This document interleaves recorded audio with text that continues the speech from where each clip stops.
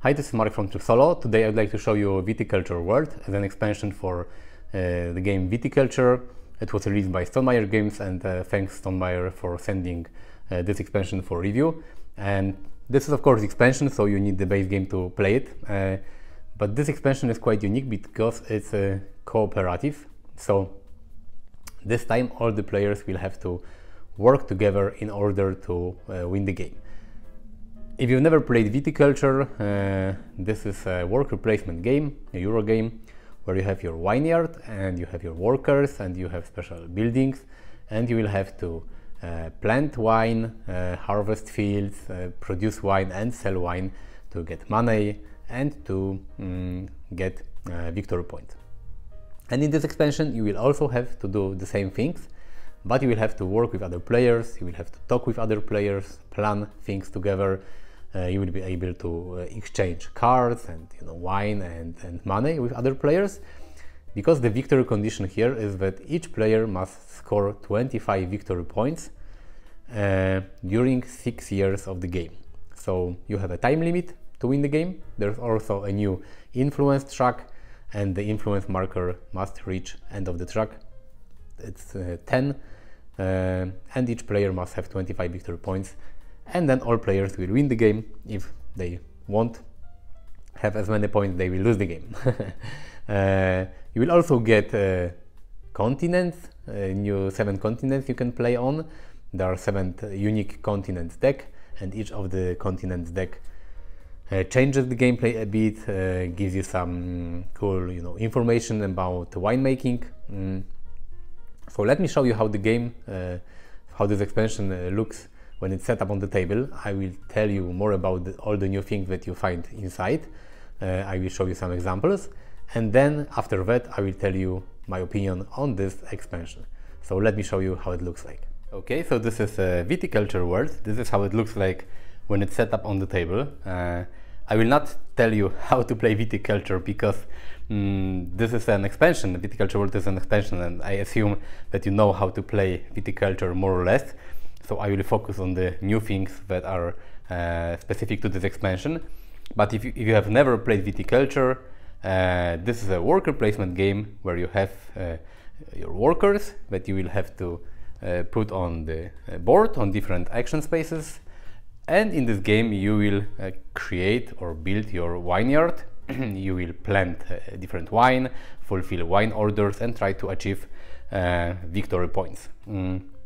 In Viticulture World, this is a cooperative expansion, so you will not compete with other players, but together you will try to win the game.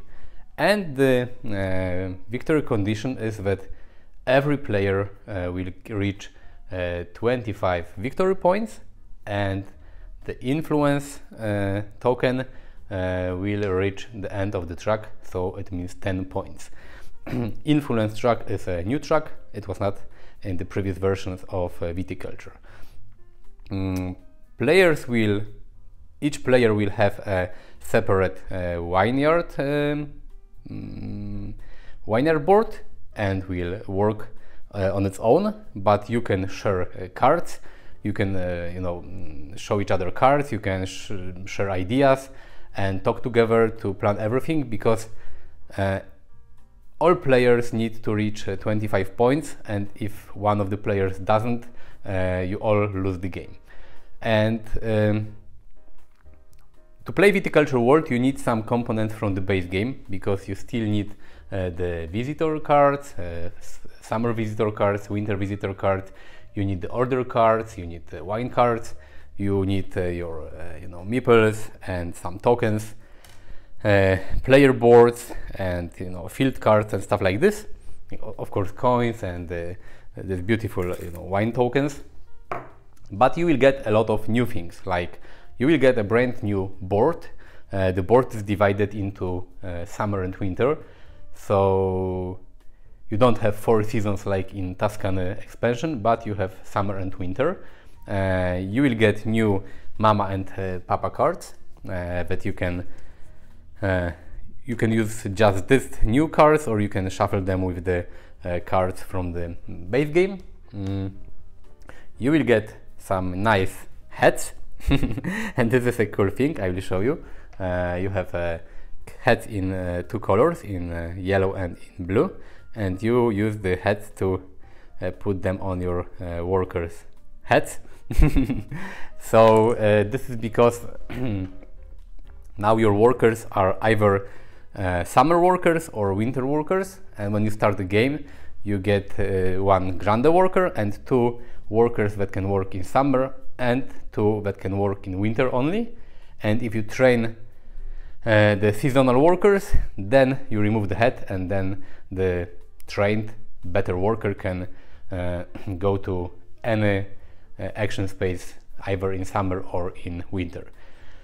So you have a new board, you have new mamas and papas cards, you have this heads, you also have innovation tiles, and this is a brand new mechanism because I'm not sure if you can see from above, but a lot of these action spaces are quite basic.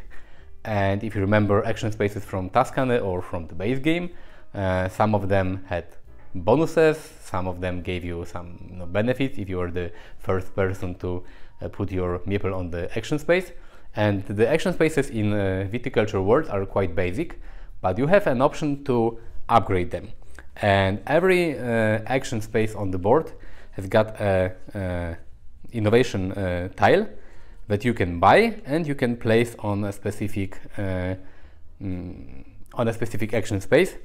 And these actions on the tiles are more powerful, give you like more cards, more coins, or you have to pay less for doing some actions.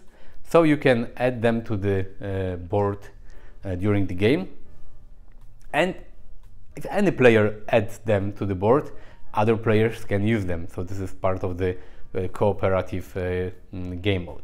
You also have this round tiles, and if you place them on the round action spaces, first of all, if you place a grande worker or a trained worker on this round tiles, they will get the bonus that is shown here. But also the round tiles are not limited to only one meeple, because normally if you play 2 to 3 player game you can only use one space. If you play a 4 to 6 player game you can use 2 spaces, but normally one meeple can stand on one space. And if you upgrade the spaces with these round tiles, more workers can use the same action. You can trade with other players, so you can give other player coins or wine tokens or cards if you want. But the most important thing that is new here are the continent decks. You get 7 continent decks. I have them here. This is, for example, the first one. They have different difficulty, so in the rulebook it says which one you should start with first. And each of the continent decks has got some first introductory text. It will tell you a story. This one is like made up. This one comes from I think Charterstone, but other continent decks are like real. Like you have Europe, America, Asia, and stuff like this. But you always have a card that tells you some story. Then you have a card that tells you how to set up the game, and you have event cards that you place here on the game board.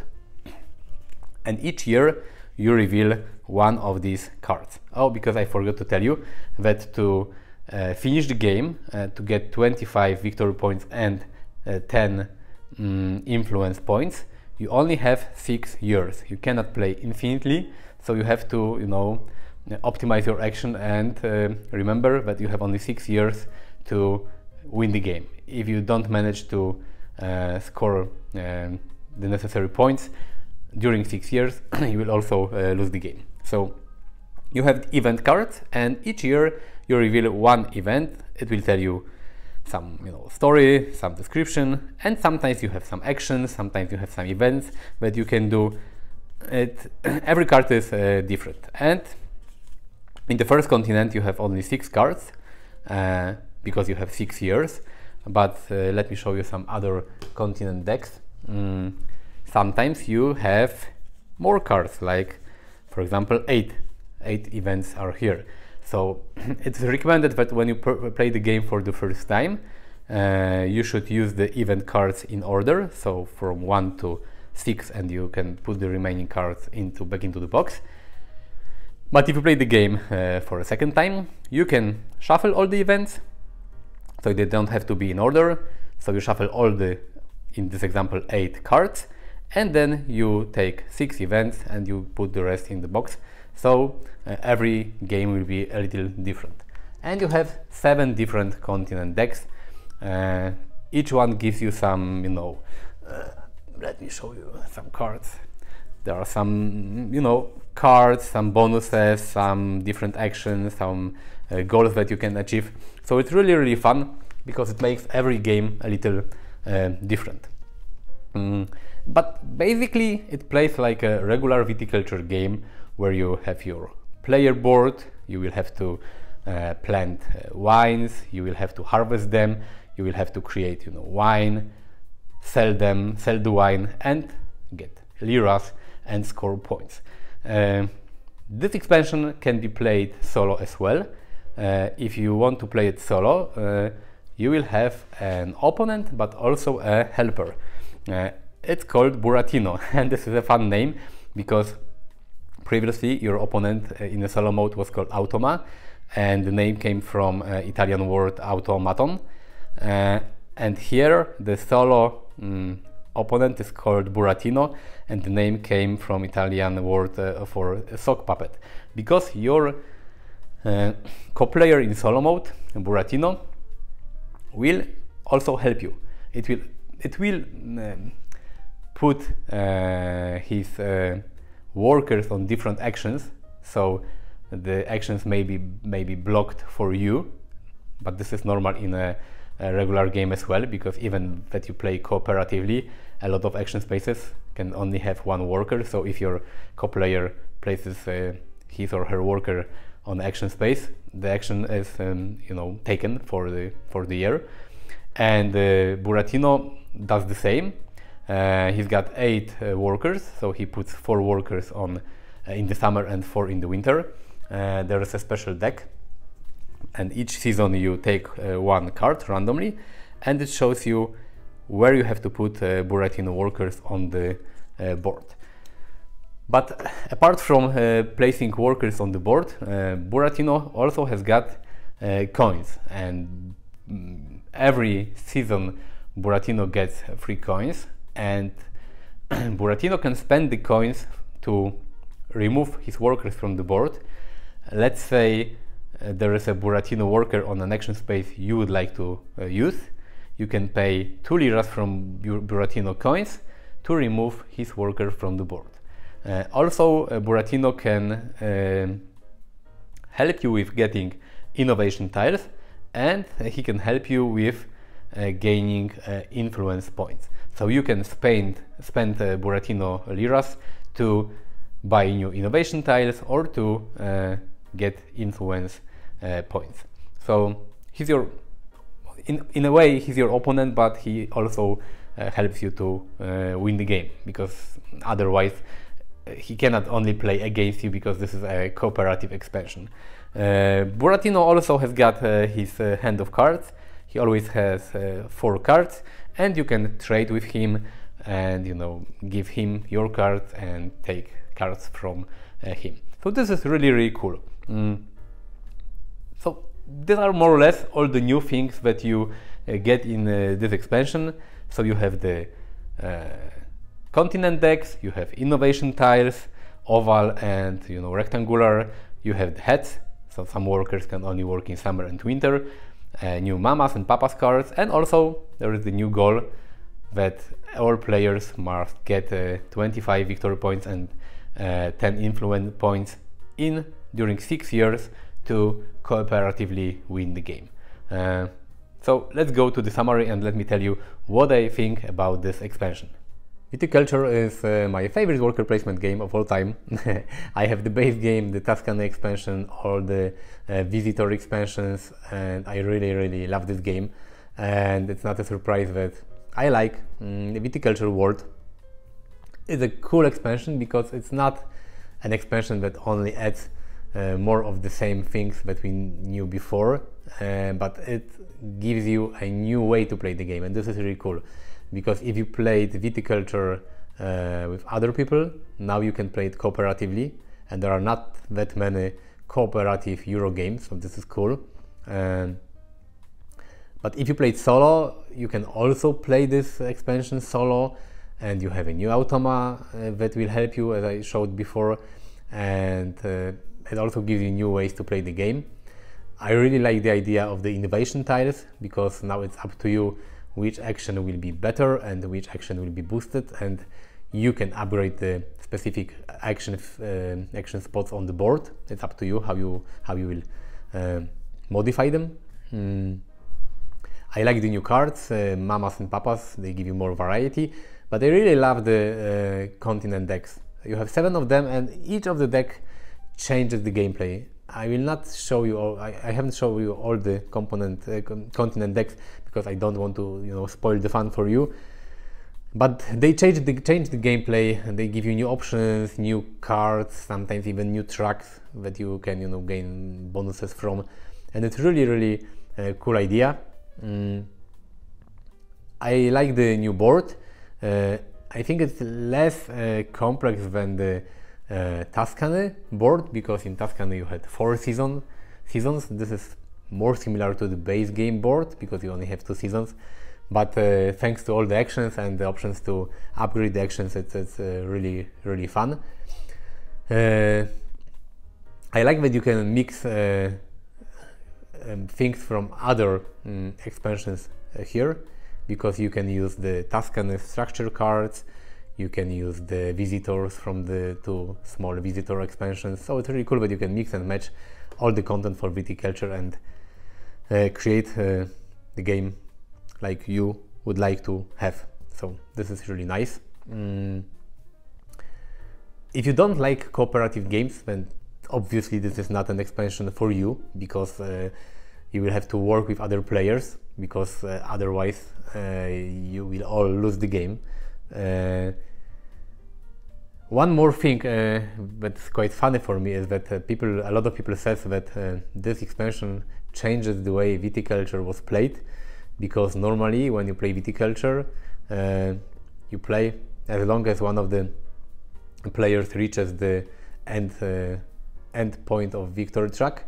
So if you played with not aggressive players, with players that were slow, you could slowly, create your vineyard, upgrade it, plant wines and stuff like this. And here you have to hurry, because you only have 6 years to score 25 victory points, and it's not a lot. You will have to optimize your actions, optimize the things you do, because otherwise you will lose the game. But what is funny is that it's not really that different from the solo game, from the base game. I think that a lot of people that played Viticulture, they didn't play solo mode, but the solo mode in the base game is exactly like this. You have 7 years, and in the 7 years you have to reach 20 victory points. So you couldn't be slow, you had to optimize the actions before. So for me, playing Viticulture World is quite similar to playing solo mode in either base game or Tuscany expansion, because I'm used to the speed and I'm used to the tempo, and for me Viticulture always was a game where I had to optimize my actions to win the game, especially in Tuscany expansion, because in Tuscany you had to get 25 victory points in 7 years, and Automa scored points for the star area in the left bottom corner of the Tuscany board, so it was very difficult to win with Automa. I really like the Buratino Automa here because it helps you to win the game, and you can decide for Buratino to upgrade tiles, or help you to get the influence points. So it's really cool, because sometimes it blocks you with his meeples, but sometimes Buratino helps you with achieving the victory condition. So it's really fun.